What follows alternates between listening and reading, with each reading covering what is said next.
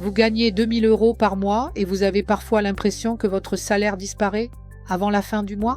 Rassurez-vous, vous n'êtes pas seul. Le problème n'est pas toujours le montant des revenus, mais souvent la manière dont l'argent est réparti. Aujourd'hui, je vais vous montrer une répartition simple, réaliste et efficace d'un budget de 2000 € par mois. L'objectif n'est pas de se priver, mais de donner une mission à chaque euro pour reprendre le contrôle de ses finances. Commençons avec un revenu net mensuel de 2000 €. La première catégorie concerne le logement. C'est généralement le poste de dépense le plus important. Pour garder un budget équilibré, il est conseillé de ne pas dépasser 35% de ses revenus. Sur un salaire de 2000 €, cela représente environ 700 € par mois. Dans cette enveloppe, on retrouve le loyer ou le crédit immobilier, ainsi que les charges liées au logement si elles ne sont pas déjà incluses. La deuxième catégorie concerne les dépenses de vie courante.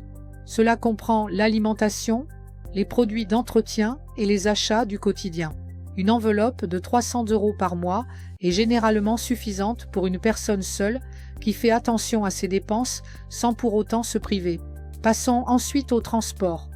Que vous utilisiez votre voiture, les transports en commun ou un mélange des deux, il est important d'anticiper ce poste. Entre le carburant, l'assurance, l'entretien ou l'abonnement de transport, une enveloppe de 200 € par mois est une base cohérente. Nous arrivons ensuite aux abonnements et aux factures. Internet, téléphone mobile, plateformes de streaming, électricité et autres services récurrents peuvent rapidement s'accumuler. Prévoir 150 € par mois permet de couvrir ses dépenses tout en gardant une certaine maîtrise. Vient ensuite la partie plaisir. Oui, même avec un budget structuré, il est essentiel de conserver une somme dédiée aux loisirs, aux sorties, au restaurant ou aux petits achats personnels. Une enveloppe de 200 € par mois permet de profiter de son argent sans culpabiliser. Maintenant, parlons d'un élément souvent négligé, l'épargne de sécurité. Beaucoup attendent d'avoir de l'argent à la fin du mois pour épargner.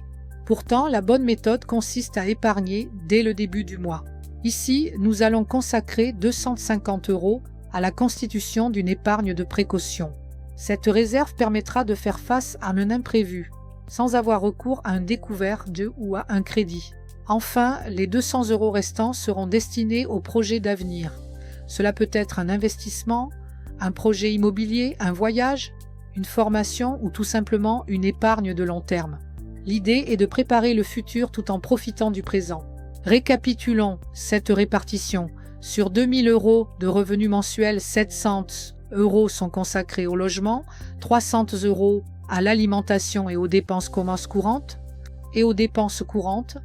200 € au transport, 150 € aux factures et abonnements, 200 € aux loisirs, 250 € à l'épargne de sécurité et 200 € aux projets et investissements. Résultat, chaque euro est affecté à une mission précise. Vous savez exactement où part votre argent. Allez-vous éviter les dépenses impulsives qui déséquilibrent votre budget. Bien entendu, cette répartition n'est pas une règle absolue. Si votre loyer est plus élevé, vous devrez peut-être ajuster certaines catégories. Si vous vivez dans une zone où les transports coûtent moins cher, vous pourrez augmenter votre capacité d'épargne. L'important est de respecter un principe simple, payer ses charges, se faire plaisir raisonnablement et épargner chaque mois. Car au final, la différence entre une personne qui subit son budget et une personne qui construit son avenir financier ne dépend pas uniquement du montant qu'elle gagne. Elle dépend surtout de la façon dont elle gère son argent. Si vous gagnez environ 2000 € par mois, essayez cette méthode pendant 3 mois.